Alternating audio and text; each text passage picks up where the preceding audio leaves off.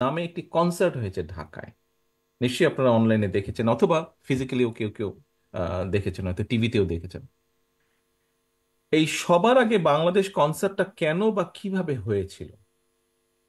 দেখুন, আহ স্বৈরাচার, এই যে পলাতক যে স্বৈরাচার পালিয়ে যে গিয়েছে, আমরা গত 15 বছরে দেখলাম যে কিছু হলেই ওদের এই পার্শ্ববর্তী দেশ থেকে শিল্পী আসে, আমাদের শিল্পীদের কোনো খবর টবর নাই।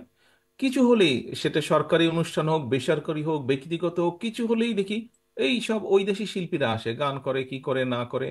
আর তারপরে তো দেখলাম এই যে যেই দলটি ভেঙে গেল, এদের এমপি মন্ত্রী, তথাকথিত এমপি মন্ত্রী যারা ছিল, একদম মাটিতে গেড়ে বসে দেখি দেখছে।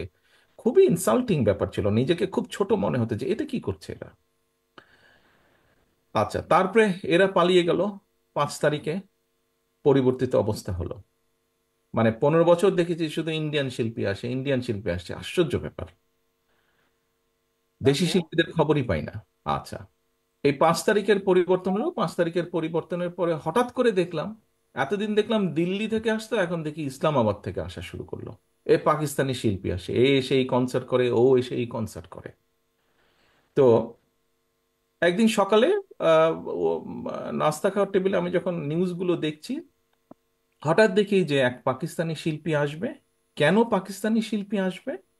সে আসবে বৈষম্য বিরোধী আন্দোলনে যে সকল ছাত্রছাত্রী আহত হয়েছে বা বিভিন্নভাবে ক্ষতিগ্রস্ত হয়েছে, তাদের জন্য ফান্ড রেজ করবে। সেই শিল্পী কোনো পয়সা নিবে না, সেই ফান্ডের জন্য যা পয়সা উঠবে সেটা সব তারা সেই ফান্ডে দিবে।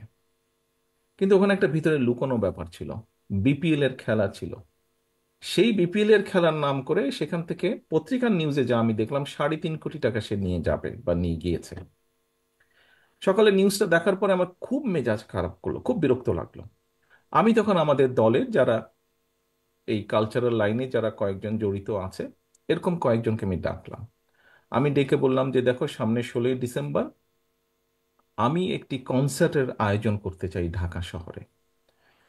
তো কিন্তু ওই কনসার্টের বৈশিষ্ট্য হতে হবে সব বাংলাদেশি শিল্পী থাকবে, এবং শুধু বাংলাদেশি শিল্পী। নর্মালি কনসার্ট বলতে আমরা বুঝি যে সাধারণত ব্যান্ড সঙ্গীত যারা হয় তাদেরটাই, তাদের অনুষ্ঠানকে আমরা কনসার্ট বলি। আমি বললাম যে না, এখানে শুধু ব্যান্ড সঙ্গীত থাকবে না, আমাদের বিভিন্ন ধরনের বাউল থাকবে, আমাদের পল্লীগীতি থাকবে, আমাদের আধুনিক গান থাকবে, অর্থাৎ আমাদের দেশে কম বেশি যারা শিল্পী, বিভিন্ন ধরনের, সব ধরনের শিল্পী থাকবে। বিকাল থেকে অনুষ্ঠান শুরু হবে।